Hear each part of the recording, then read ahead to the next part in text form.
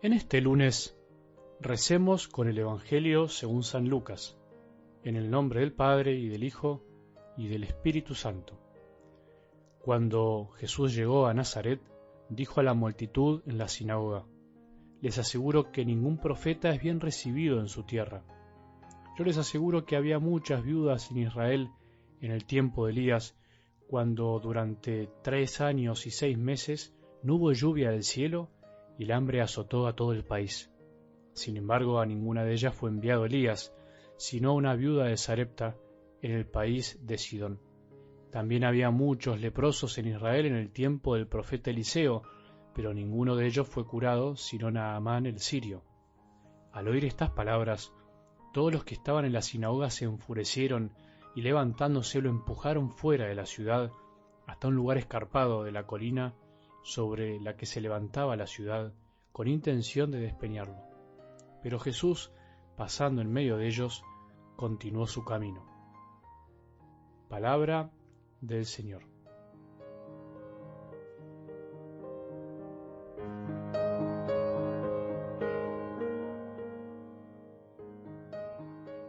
Una semana más de este tiempo de Cuaresma para reflexionar, para amar la palabra de Dios. Tenemos que amar lo que Jesús nos dice, aunque a veces nos cueste y nos duela, como el Evangelio de ayer, que nos hablaba de la urgencia en convertirnos.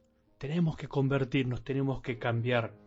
No podemos seguir viviendo como siempre. Vos podés cambiar, yo también puedo cambiar. Todos podemos ser más santos. Jesús nos tiene paciencia, es el viñador, acordate. Sin embargo, toda paciencia tiene un límite. La paciencia de Dios es infinita, pero nuestra vida no.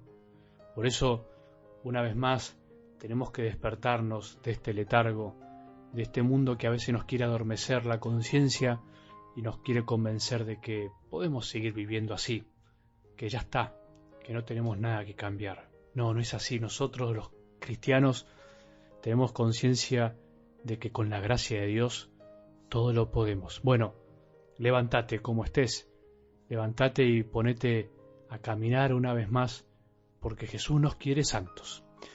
Hace unas 2 semanas, cuando empezamos la Cuaresma, apareció un texto en la primera lectura que quisiera volver a rescatar como introducción también, y para ayudarnos a asimilar la palabra de cada día. Un texto que habla sobre la palabra misma. Dios mismo nos enseña lo que hace su palabra. Dios mismo nos habla con su palabra.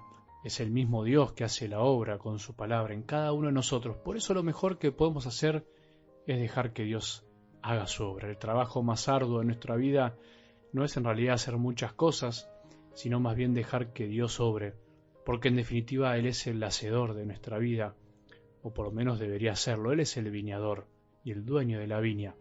El texto decía así, y lo iremos desmenuzando también en estos días: así como la lluvia y la nieve descienden del cielo y no vuelven a Él sin haber empapado la tierra, sin haberla fecundado y hecho germinar, para que dé semilla al sembrador y el pan al que come, así sucede con la palabra que sale de mi boca. Ella no vuelve a mí estéril, sino que realiza todo lo que yo quiero y cumple la misión que yo le encomendé. Es una maravilla y es muy lindo volver a escuchar este texto. La palabra de Dios es comparada con la lluvia y la nieve que vienen del cielo. La palabra viene del cielo, viene de lo alto, aunque nos venga desde un medio humano, desde lo cotidiano, desde un libro, desde un audio, desde una persona, desde algo que nos pasó. Una cosa no quita la otra, al contrario, sino que una cosa necesita a la otra. Dios no nos puede hablar si no es a través de lo humano, pero al mismo tiempo tenemos que tener la certeza que viene del cielo, viene del corazón de Dios, que es Padre y que quiere que caiga sobre nosotros la frescura de su lluvia, que es la palabra, que en definitiva es Jesús. La primera gran verdad que no podemos olvidar nunca cuando escuchamos la palabra de Dios es que viene del cielo y es bendición. Es algo bueno que Dios quiere decirnos, quiere refrescarnos, quiere sacarnos la sed, hacernos crecer, purificarnos. Y como viene del cielo, jamás puede hacernos mal, jamás puede y quiere hundirnos, entristecernos, porque jamás puede ser mentira, siempre es verdad que libera, verdad que anima y consuela y que a veces desnuda nuestra condición débil, pero que cubre y cura. Así tenemos que escuchar la palabra. Miremos la lluvia e imaginémonos que así quiere Dios que obre la palabra en nosotros, como la lluvia obre en la tierra. Miremos la lluvia e imaginemos que así desea Dios que su palabra llegue a todos, que moje a todos. Vamos a algo del Evangelio de hoy.